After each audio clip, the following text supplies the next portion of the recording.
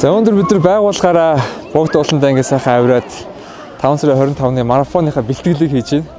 Ер нь одоо судалгаагаар Монгол улсын хүн амын 15-аас 69 насны хүмүүсийн 5% дотмын нэг нь хөдөлгөөний дутагдалд орсон байдаг. За бид нар одоо офис ажил хийдэг бид нар шиг залуучууд 2% дотмын нэг нь ерөөсөө одоо идэвхтэй хөдөлгөөн хийдэггүй гэсэн судалгаа байдаг л та.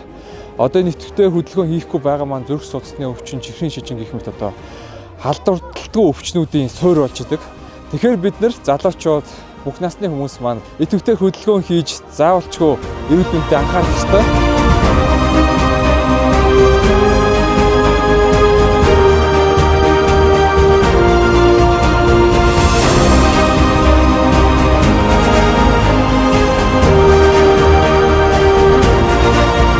За идэвхтэй хөдөлгөөн хүн болгонд хэрэгтэй. Тиймээс бүгдээрээ 5 сарын 25-нд болох Улаанбаатар марафон дээр уулзцай гэж